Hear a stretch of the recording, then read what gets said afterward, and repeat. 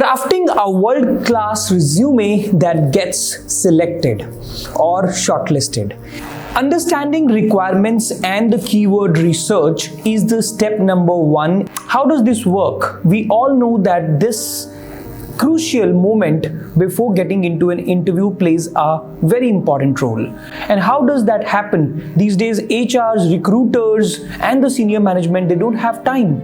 They need to find out the right resume, the right candidate as soon as possible. They don't want to waste time interviewing such candidates who do not have the required hard skills. And to get to the resume where they get all those hard skills which are there in their bucket list are fitting into that resume. So they mention all these things in the job description very nicely.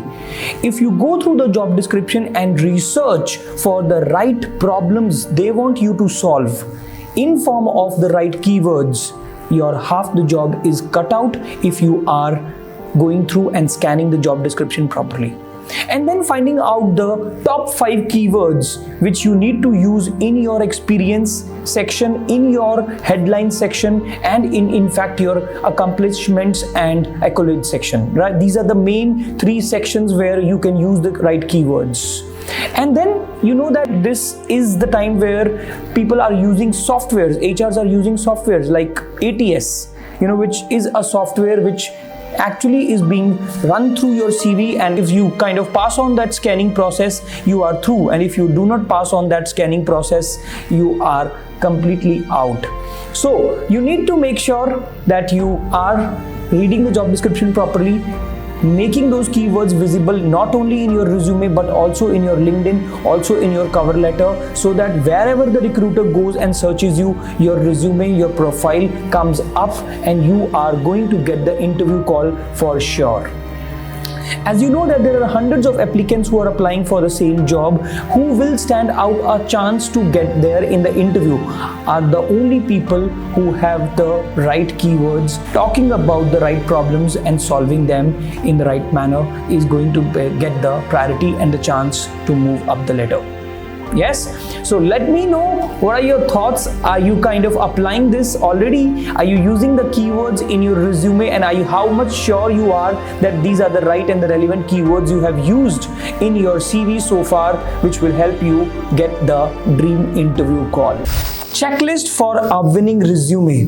This is a list which you need to make sure that your resume is having all these points absolutely in sync.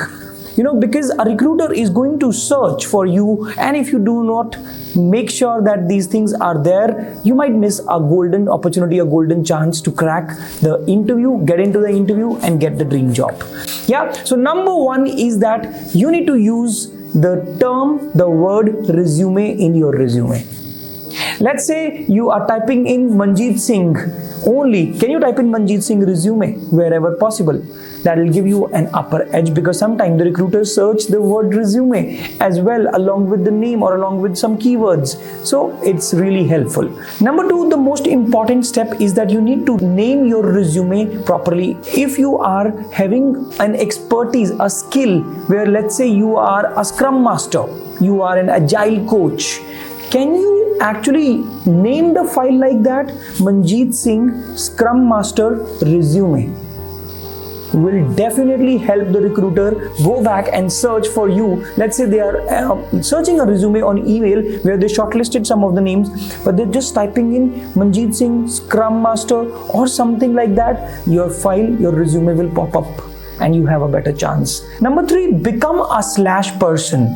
Sometimes the recruiters search for acronyms and synonyms like PAP, SAP, and then their full forms. Can we use both the acronym and the full form associated with it as writing in as a slash, which will help again the recruiter to simplify their job, and you will not miss because of these small little things. So make sure you type in the acronym, slash, and the full name of this, right?